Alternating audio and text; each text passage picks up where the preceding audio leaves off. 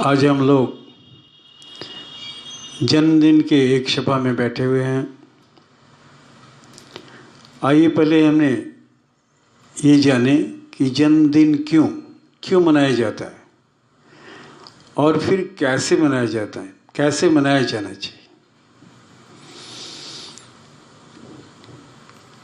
जैसे कोई व्यापारी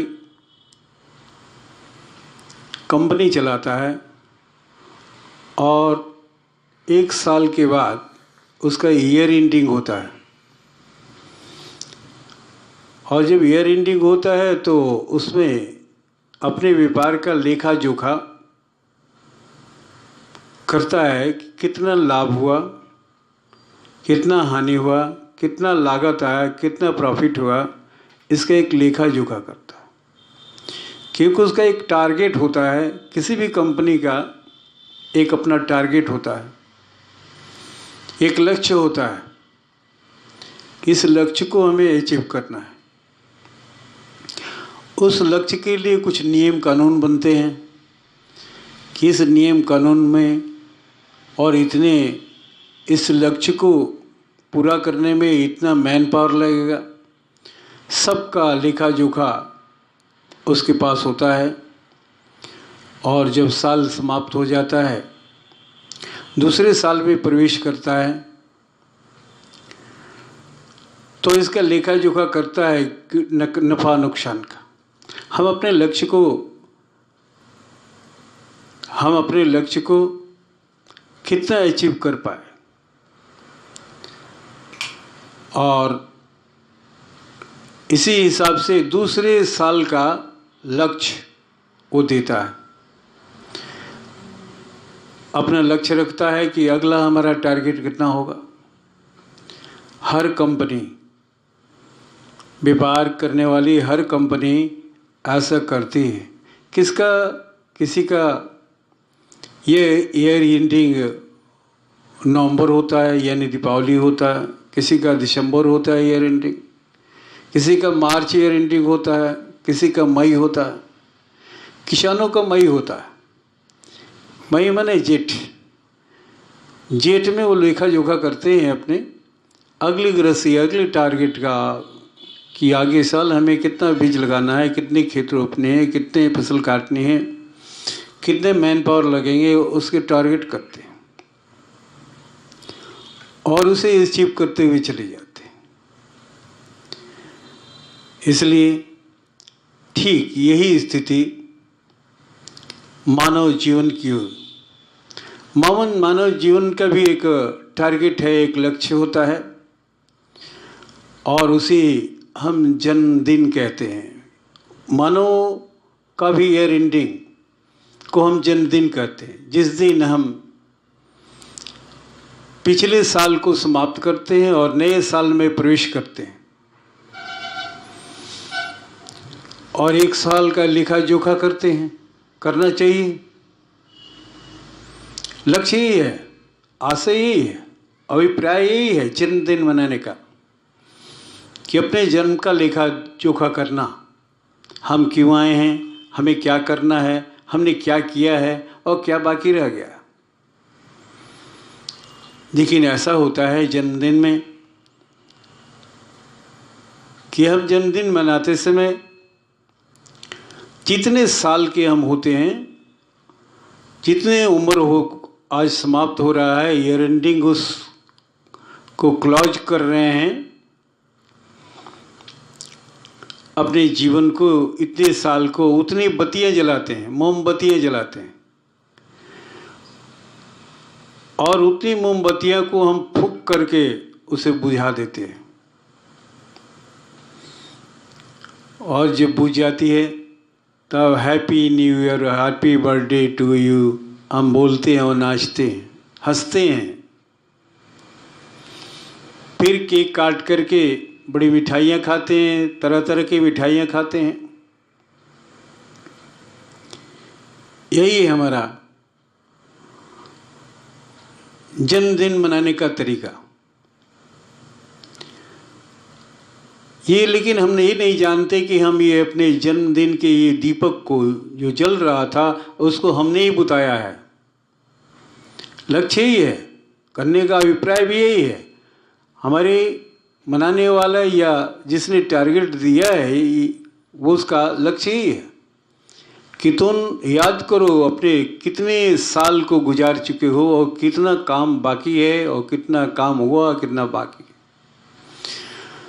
और हर जन्मदिन पर हम खुश दिखते हैं, हंसते हुए दिखते हैं, क्योंकि हमारे साथी दोस्त सब लोग खुश हैं और हम भी हैप्पी बर्थडे मनाते हैं कि अब नए साल में हम प्रवेश कर गए।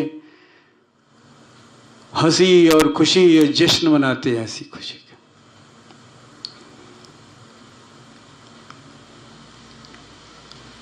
जब हम पहली बार जन्म लेते हैं तो पहला जन्मदिन कौन मनाता है? तो हमारे माँ बाप और हमारे सगे संबंधी। हम तो उस समय रोते हुए दिखते हैं।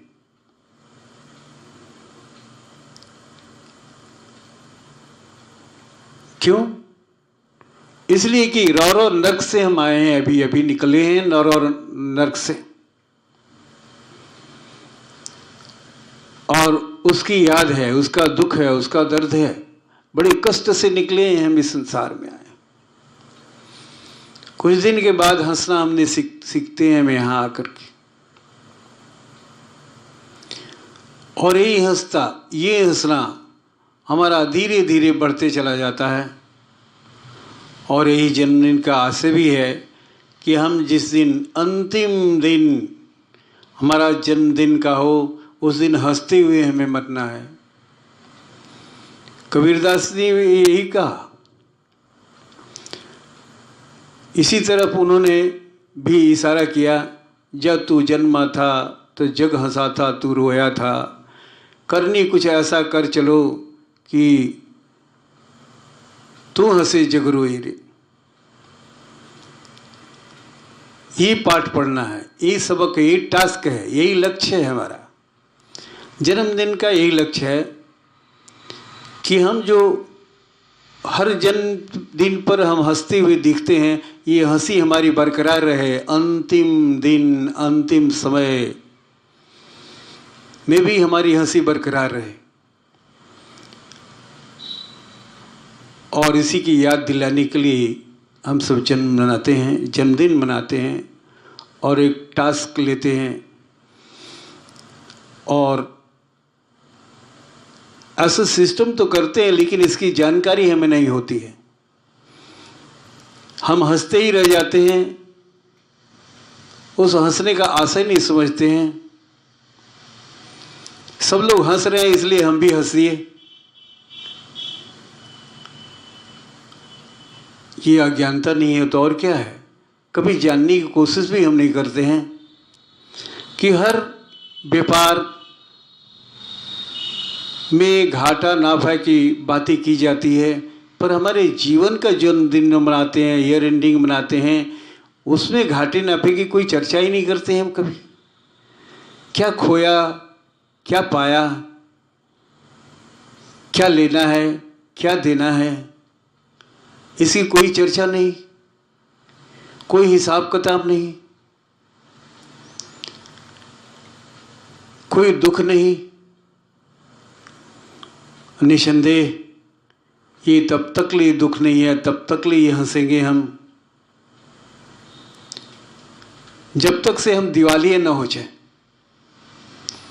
अभी दिवालिया नहीं हुए हैं इसलिए हंस रहे हैं, क्योंकि हमने हिसाब किताब ही नहीं किया है कि कितना हमेशा हर जीवन में हर साल कितने घाटे में हम जा रहे हैं। एक एक साल अपना गंवाते जा रहे हैं, कितना बड़ा घाटा है। और उस एक साल के एवज में क्या हमने पाया है, इसका कोई हिसाब नहीं है।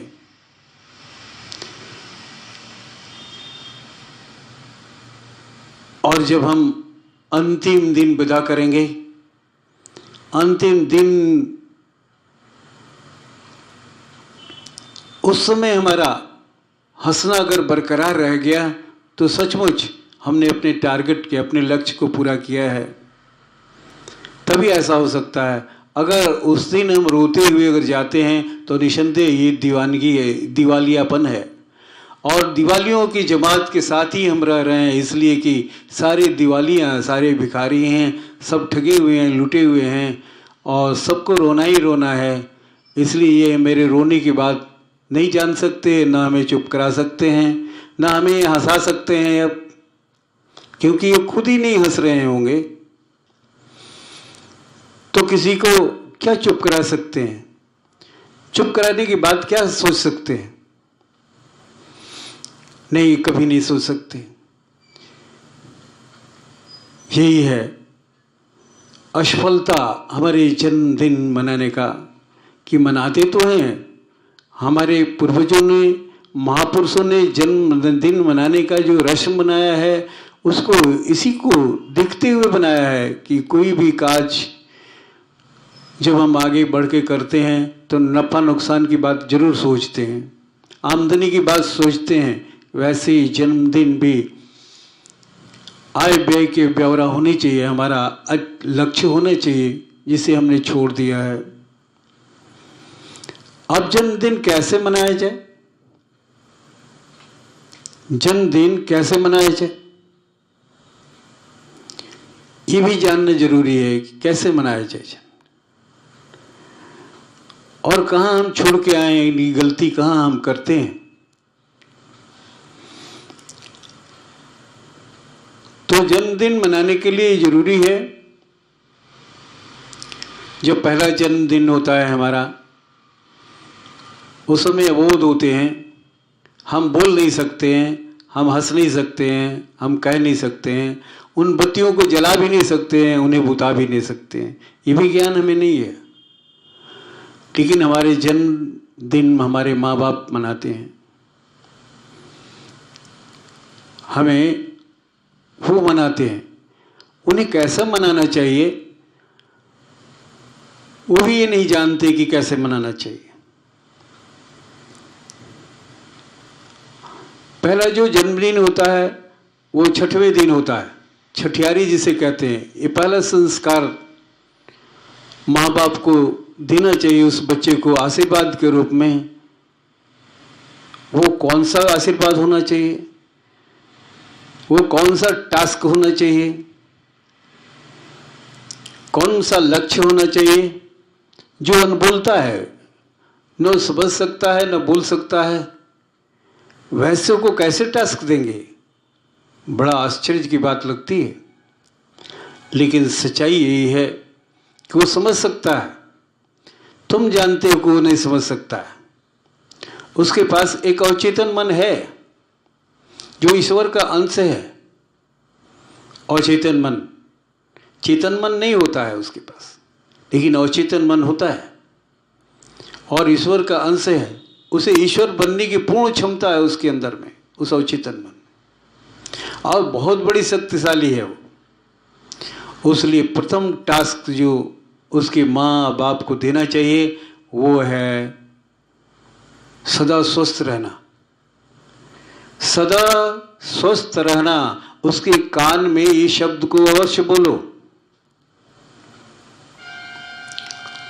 और फिर तुम्हारे जो वाइब्रेशन है, वो जो कंपन है तुम्हारे शब्द का, वो शक्ति बन के, ईश्वरीय शक्ति बन के उसके अंदर रोम रोम में बढ़ती चली जाएगी। वो बाहरी चेतन मन नहीं है इसलिए समझ नहीं सकता है, लेकिन अंतःकरण उसका समझ चुका है, उसका चेतन मन समझ चुका है, क्योंकि वो शक्ति है, एक शक्ति है।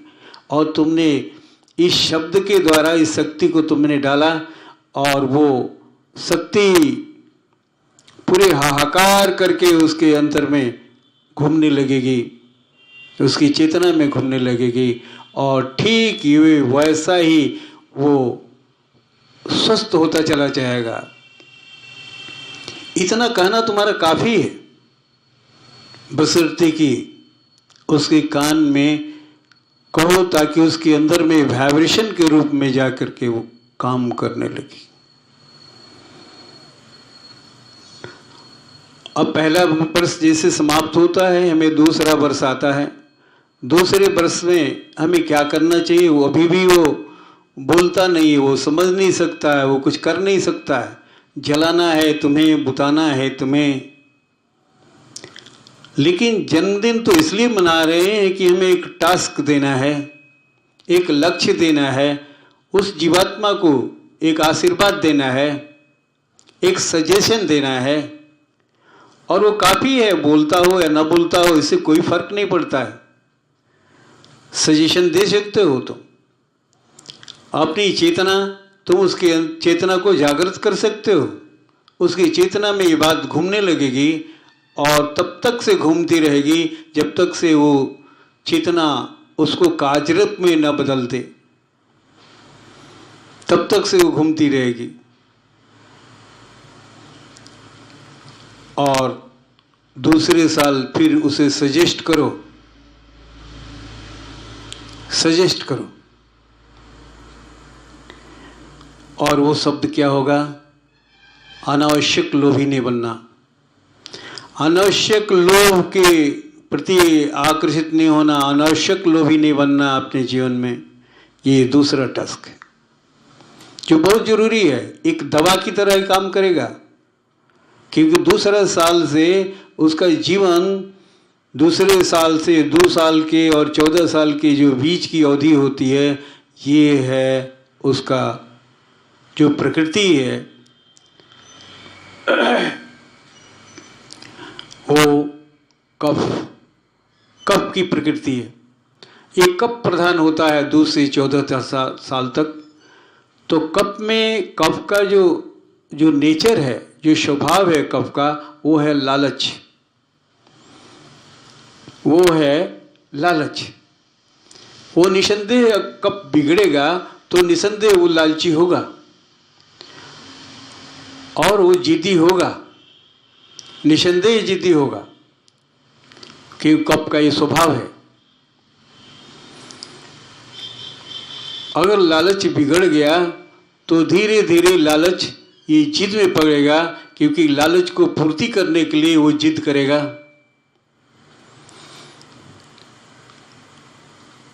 जिद गुस्सा का, क्रोध का एक अंश है, क्रोध का एक अंश है, और हमें वो परास्त करते चला जाएगा। इसलिए इस शब्द को अवश्य बोलो कि अनावश्यक लालची नहीं होना। आवश्यकता तो सबको जरूरी है, सबको आवश्यक है आवश्यक चीज़ें, लेकिन अनावश्यक नहीं। अनावश्यक लालच हमें बाध्य कर देती है चोरी करने का। चोरी हो धन का हो या काम का हो, अपने समय पर ये काम में परिवर्तित हो जाती है। ये लालच पहले धन की होती है, क्योंकि उसको सेक्स का पता नहीं होता है, वो काम की ऊर्जा उसके अंदर में ग्रोथ नहीं की होती है, इसलिए उसे पता नहीं होता है। जैसे वो विकसित होता है 10 वर्ष के बाद, वैसे ही उसके अंदर में सेंसेशन शुरू हो जाता है 12वें वर्ष में काम ऊर्जा का, और वो ये लालच उसे मोड़ सकती है उस तरफ, और वो कामी भी हो सकता है और पथभ्रष्ट भी हो सकता है, यानी रूट बदल सकता है वो। और ऐसे ही बच्चे दुनिया संसार में जितने भी हुए हैं, ये बच्चे से ही ये स्वभाव पैदा होता है हमारे अंदर। अगर नियंत्रण नहीं किया गया तो यही बड़े होकर के जब वो पित्त में प्रवेश करते हैं, यानी 15 से लेकर के 60 तक ले पित्त प्रधान होता है। पित्त में ऐसे ही ताप होता है, गुस्सा होता है, जवानी होती है, और फिर इसी बचपने के छोटे रूप को वो पक्कीकरण कर देता है। फिर एक छोटा सा चोर, एक छोटा सा लालची जो छुरीबाजी करता था, पॉकेटमारी करता था, वो बड़ा क्रिमिनल बन जाता है। उसे सहायता लोग देने लगते हैं, उसकी लोग खोज करते रहते हैं, और आतंकवादी तो उसे और भी ज़्यादा खोज देते हैं, उसे अच्छे पैसा देते हैं और उसे इसकी ट्रेनिंग देते हैं।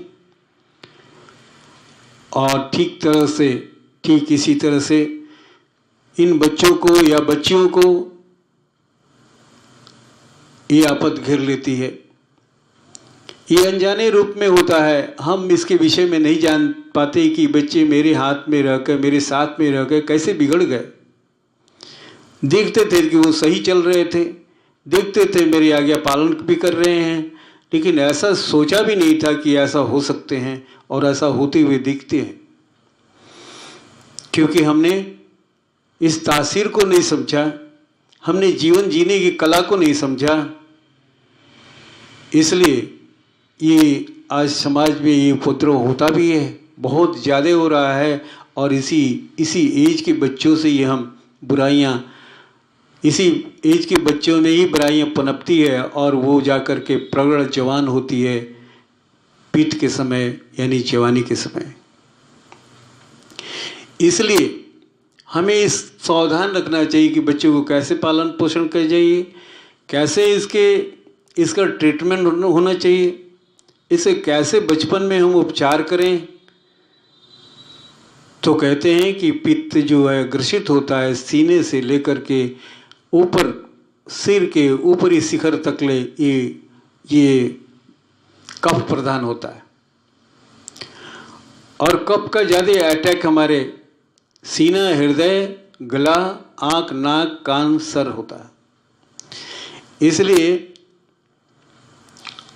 ऐसे बच्चों को इसको संतुलन बनाए कि कफ के संतुलन बनाए के लिए बहुत जरूरी है मालिश। मालिश सबसे बड़ा औषधि है, सीने से लेकर सर तक मालिश। और ऐसा मालिश करने से उसमें संतुलन बनता है, कफ का संतुलन बनता है। इसलिए हमें मालिश का ख्याल रखना चाहिए और उन्हें भरपूर निद्रा, उन्हें कम से कम 7 घंटे सोने की अवसर दिया जाए, लेकिन 8 घंटे से ज़्यादा भी नहीं होना चाहिए, उसे भी नुकसान होता है। 7 घंटा से कम भी होगा तभी नुकसान होता है, वो जिद्दी बनेंगे, उनका संतुलन बिगड़ेगा, कफ का संतुलन बिगड़ेगा। और आज इसी पर हम जब ध्यान नहीं देते हैं, बच्चे 10-12 बजे तक ले जगते हैं और सुबह 6 बजे उन्हें स्कूल भेजना होता है। इसलिए इस धीरे धीरे संतुलन बिगड़ता जा रहा है, ये मानसिकता बिगड़ती जाती है और हम इसको खोज ही नहीं पाते कि ये पतन क्यों हो रहा है, कैसे हो रहा है। इतना देख रेख करने के बाद भी ऐसा पतन क्यों हो रहा है, ऐसा जिद्दी लड़के क्यों हो रहे हैं। ये जिदपन कल उन्हें गुस्सा का शिकार, क्रोध का शिकार बना देता है, फिर किसी की बात नहीं सुनते, किसी की बात नहीं सुनते। इस तरह से हमें अपने बच्चों को, जिसे हम जन्म देते हैं, जन्म देना बड़ा कठिन काम है और उससे भी कठिन काम उन्हें पालन करना है। हम करोड़ों की फैक्ट्री बैठा सकते हैं और करोड़ों कमा सकते हैं, लेकिन एक बच्चे को पालन करना उससे कठिन काम है। वो आसान काम है, कमा लेना आसान काम है, लेकिन एक बच्चे को पालन करना कठिन काम है, क्योंकि इस काम में केवल माँ ही बाप ही होते हैं पालन करने में। कंपनी चलाने के लिए तो कितने मैनेजर, जनरल मैनेजर, एमडी रखे जा सकते हैं और बड़ी बड़ी कंपनियां चलाई जा सकती है, लेकिन बच्चे को पालन पोषण करने का काम, दायित्व तो केवल माँ ही और बाप कर सकते हैं, दूसरा नहीं। इसलिए कठिन काम है, इसलिए बड़ी कठिन लगता है। इसलिए जरूरी है इन बच्चों को देखभाल करना। फिर दूसरे साल हमने ये सजेशन दिया, जब आप जन्मदिन मनाते हैं मनाइए, इसलिए कि ज़रूरी है ये मनाना, क्योंकि ये टास्क है, एक लक्ष्य है और इसी बहाने से ये लक्ष्य को हम देते हैं। अब तीसरे साल से अब जो बनाना चाहें उसे, बच्चे को जैसा बनाना चाहें वैसा उसके टास्क दीजिए। अब चेतन मन जागृत हो गया, फिर चेतन मन को अब बोलिए, उसे चेतन मन को बोलिए, वो चेतन मन अवचेतन मन को बोलेगा, क्योंकि सादा पेपर की तरह उसका अवचेतन मन है। जो लिख दीजिए, जो बोल दीजिए, जो कह दीजिए, वो करने के लिए तैयार है। वो ना नहीं कहता है, क्योंकि ना शब्द उसके पास नहीं है। लेकिन पहले ही सोच लो जो बोलना है वो सही बोलना है। तो उसी को अगर आप गलत बोलेंगे या उसमें ना शब्द लगाएंगे तो नहीं मानने को है। इसलिए उसके टास्क जो दिया जाना चाहिए वो सही दिया जाना चाहिए। इस तरह से तीसरे साल उसको जो सजेस्ट करना है कीजिए, जो बनाना है चाहते हैं वो सजेस्ट कीजिए। आप सजेस्ट करें या किसी संत पुरुष से करवाएं या जो भी उसे सजेस्ट करें, और एक लिस्ट बनाएं हर जन्मदिन का, हर साल का लेखा जोखा। मेहनत करना पड़ेगा माँ बाप को ऐसे बच्चों को पालन पोषण करने के लिए, एक अच्छा दिशा देने के लिए, एक अच्छा महान बनाने के लिए, वो योद्धा बनाने के लिए, वो परमात्मा बनाने के लिए। वो उसमें सारी क्षमताएं हैं, लेकिन उस क्षमताओं को हम इस्तेमाल नहीं कर पाते हैं, छोड़ देते हैं आवारे की तरह।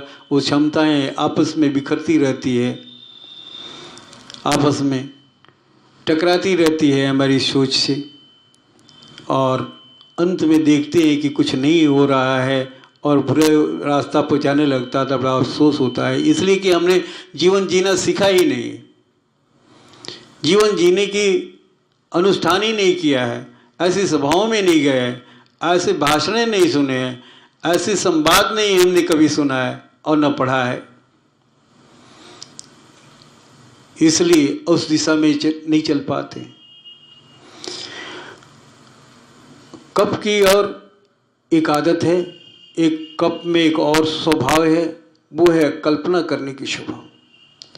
कल्पना शक्ति कप में बहुत, कप के प्रकृति में कल्पना शक्ति बहुत ज़्यादा प्रबल होती है। व्यक्ति बहुत बड़ा काल्पनिक हो सकता है, बशर्ते कि आप दिशा दें उसे।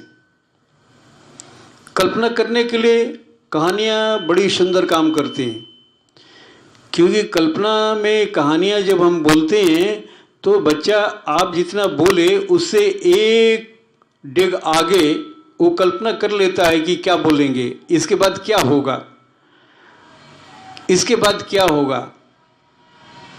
कल्पना में उसका इंटरेस्ट इतना आता है, इसका आनंद आता है कि वो कहानियों को सुनना चाहता है। सच्चाई ये है कि कल्पना से अगर आपको बहुत बड़ा साइंटिस्ट बनाना है, वैज्ञानिक बनाना है, तो कल्पना बहुत ज़रूरी है। और लंबी कहानी कहिए ताकि कल्पना करने की उसे आदत बन जाए, उसकी सोच रबड़ की तरह, स्पंज की तरह फैलती चली जाए, बढ़ती चली जाए उसकी सोच।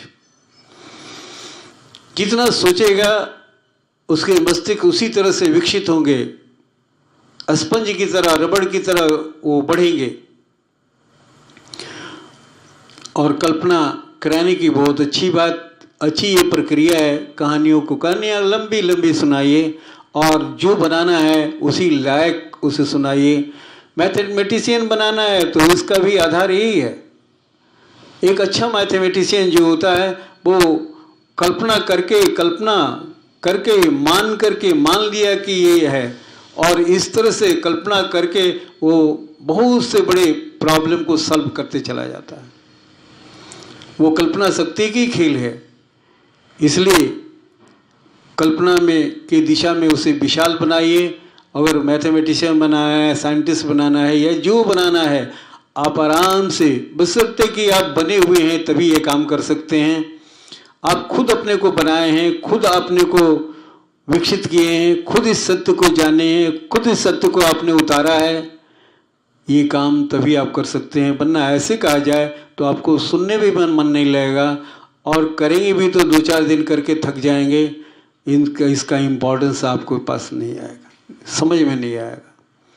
लेकिन जब आप इस रास्ते पर चल रहे होते हैं और जब इस रास्ता आपको कोई बताए तो निसंदेह उसको स्वीकार करते हैं, इसलिए कि उस सच्चाई तभी समझ में आती है जब इस रास्ते पर आप चल रहे होते हैं कि इसमें कितनी सच्चाई है, सचमुच सच्चाई है।